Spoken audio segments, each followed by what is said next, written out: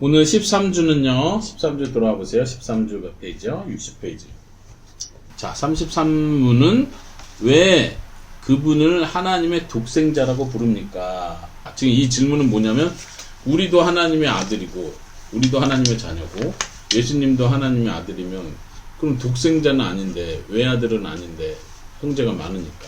근데 왜 우리는 예수님을 부를 때 항상 독생자, 혹은 유일하신 아들, 외아들, 이렇게 부릅니까? 이 질문이에요. 한번 답변 같이 읽어봅시다.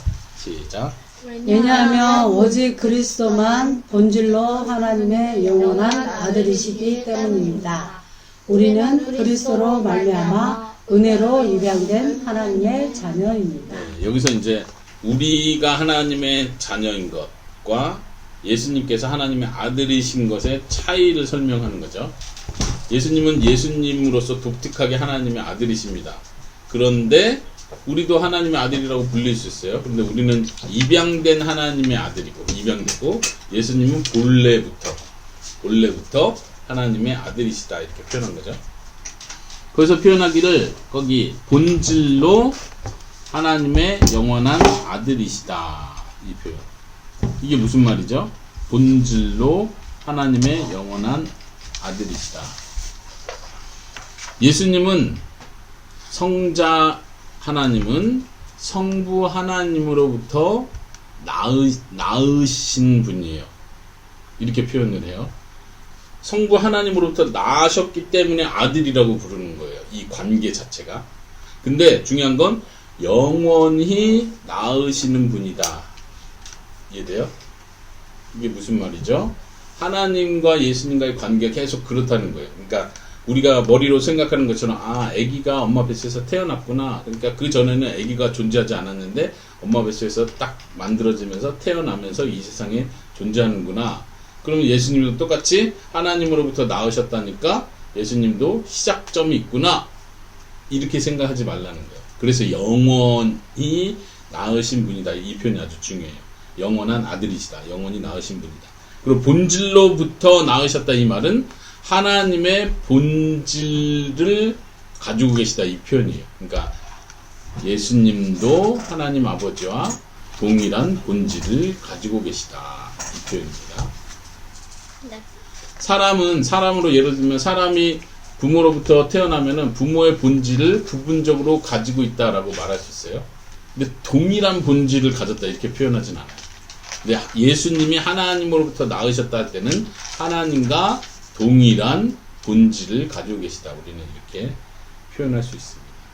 그렇기 때문에 예수님이 독생자, 하나님의 독생자이십니다 라고 말할 때는 예수님만 가지고 계신 독특한 위치를 표현할 때 그렇게 표현하는 거예요. 그럼에도 불구하고 우리가 고백한 것처럼 예수님은 스스로 우리와 같은 형제가 되셨다, 맏형이시다, 이런 표현을 하죠.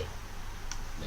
뭐 신학적으로 따지면 엄청 어려운 주제인데 우리가 막 그렇게 깊이 어렵게 들어갈 필요는 없고, 여기서 고백하는 그 고백을 이해하면 돼요. 하나님의 독생자. 왜냐면 예수님만 유일하게 하나님의 본질을 그대로 받으신 분으로서, 하나님으로서의 아들이기 때문에 독생자로 불리고, 우리도 동일한 하나님의 아들이라고 불리죠. 우리는 입양된 자로서의 하나님의 아들이다. 우리가 신성, 하나님의 수준까지 올라가는 하나님의 자녀는 아니라는 얘기죠. 넘어갈까요? 네. 34문답. 자, 아빠가 질문 읽겠습니다. 당신은 왜 그분을 우리 주라 부릅니까? 왜냐하면 그분이 금이나 은이 아니라 그의 보혈로서 우리의 몸과 영혼을 우리의 모든 죄로부터 구속하셨고, 우리를 마귀의 모든 권세에서 해방하여 주의 것으로 삼으셨기 때문입니다. 네, 사도신경 두 번째 줄에서 지금 계속 그 고백을 하는 거예요. 나는 그의 유일하신 아들, 우리 주 예수 그리스도를 믿습니다. 예수님은 유일하신 아들이고 우리의 주님이시다, 이렇게 고백했어요. 근데 왜 우리의 주님이라고 부릅니까? 첫 번째는 뭐라고 말할 수 있을까요? 우리를 모든 보혈로서 우리를 구속하셨고, 예수님의 핏값으로 우리를 구원했기 때문에 우리의 주님이시다. 그 다음에 두 번째는 해방하여 주의 것으로 마귀의 네. 모든 권세에서 해방하여. 똑같이 구원을 표현하는 표현이지만 마귀의 권세에서 해방하여 우리를 주님의 것으로 삼으셨다. 말하자면 소유에 대한 이야기를 하는 거예요. 예를 들면 어떤 사람이 물에 빠져가는데 이 사람은 구해줬어요. 그렇다고 이 사람이 내 종이 되는 거 아니잖아요. 내가 주인이야. 내가 널 구했으니까 넌 내 주인이야. 이렇게 하면 말이 안 되잖아요. 상식적으로. 도와주고 정말 죽을 위기에서 살려준 건 고마워요. 의사 선생님이 거의 죽어가는 환자를 다 살려줬어요. 그러면 의사 선생님이 나의 주인이 되는 거예요? 그 말이 안 되잖아요. 지금 그걸 설명하는 거예요. 왜 예수님 우리의 주인이 돼요? 은총아? 우리 구원해 준 건 고마운데 왜 주인이 되시는 거예요? 그래서 많은 사람들이 예수님은 주님입니다라는 고백을 사도신경에서도 하지만 나의 주님 뭐 이렇게 말을 하는데 이 주님이란 개념이 머릿속에 없는 것 같아요. 그냥 주님이에요. 주님이란 말은 나의 주인이라는 뜻이거든요. 주인님 할 때. 나는 뭐란 얘기야? 나는 주인님의 종입니다. 소유를 이야기하는 거예요. 근데 많은 사람들이 이런 개념 머릿속에 생각 안 하고 그냥 말이 주님이야. 예수님 부르듯이 예수님의 별명이 주님이라고 생각하는 거지 그냥. 물론 이제 이스라엘 시대에도 높은 사람을 주인님 이렇게 표현했었죠. 그런 표현이 있죠. 선생님 우리가 쉽게 말하듯이. 근데 우리가 예수님을 주님이라고 고백할 때는 그런 정도의 그냥 호칭이 아니라 나의 삶에 나의 인생에 내 생명에 주님이 되십니다. 나를 통치하시고 다스리시고 나는 주의 소유입니다. 이런 고백을 하는 거거든요. 그래서 여기서도 우리가 사도신경 할 때마다 우리 주 예수 그리스도를 믿습니다 할 때 우리가 그걸 자꾸 생각을 해야 돼. 예수님은 나를 소유하신 주인이십니다. 주님이십니다. 이거 고백하는 거죠. 자, 다시 구원을 우리가 이해할 때 처음부터 잘못 생각하는 게 아까 아빠 예를 든 것처럼 물속에 빠졌는데 구원을 줬다. 죽을 병에 걸렸는데 의사는 치료해줬다. 그러니까 난 구원받았어. 이 정도로 구원을 생각하니까 예수님이 주인이란 개념이 이해가 안 되는 거예요. 좋으신 분이지 굳이 나를 소유하시고 나를 다스리려고 하고 부담스러워요. 도와준 건 고마운데 왜 저를 이렇게 다 가지려고 하세요. 마치 사람들 은연중에 마음속에 그런 마음이 있다는 거예요. 근데 여기서 정확히 말하는 건 예수님의 희생으로 우리를 구원한 거예요. 의사 선생님이 자기 목숨을 내서 우리를 구원하진 않거든요. 자기 돈을 에너지를 투자할 수는 있어도 누군가 물에 빠진 사람 투구를 사용하고 내 힘으로 노력으로 하지만 자기 생명을 바치는 건 다른 문제거든요. 예수님이 우리를 구원하실 때 자신의 희생으로 보혈로 몸과 영혼을 구원하셨고 또 하나는 그 뒤에 계속 연결되는 게 사단의 권세에서 해방됐다는 게 그래요. 소유의 표현을 얘기하는 거예요. 사단의 소유였는데 예수님이 해방시키에 있어서 예수님의 것으로 예수님의 소유로 삼으셨다는 거예요. 소유가 이전되는 개념이 구원이에요.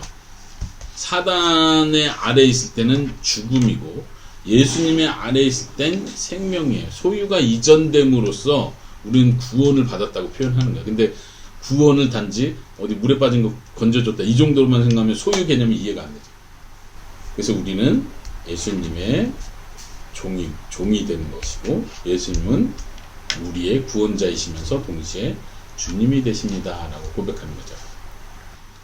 그러니까 우리가 사도신경을 고백할 때마다 나는 그의 유일하신 아들 우리 주 예수 그리스도를 믿습니다 라고 할 때 중요한 이 단어 우리의 주님 예수 그리스도 이거를 우리가 꼭 생각하고 나는 예수님의 종입니다.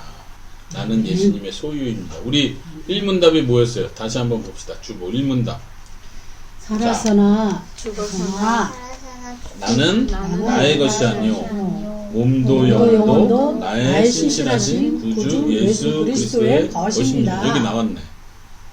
이게 나의 유일한 소망이에요. 유일한 위로.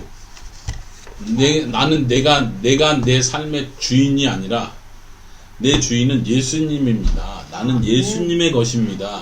이게 나한테는 위로가 되는 거예요. 기쁨이 되고. 이게 이해돼요? 민총아? 아니요. 이게 이해가 되지 않으면 우리의 믿음이 뭔가 문제가 있다는 뜻이에요. 가짜 믿음? 가짜 믿음일 수도 있다는 얘기예요. 지금. 왜냐면은 예수님은 나쁜 주인이 아니에요.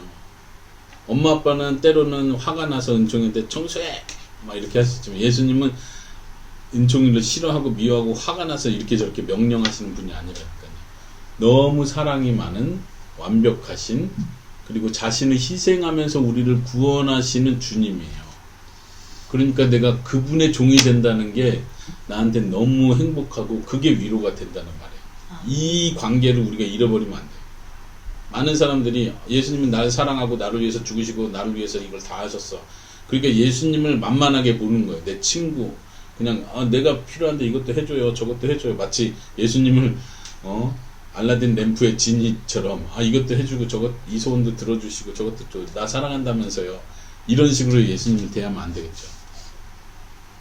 예수님은 우리의 주님이신데 우리를 너무나도 사랑하시고 우리를 위해서 모든 것을 희생하시는 주님이에요. 이 주님이 바뀌지 않는다는 얘기예요.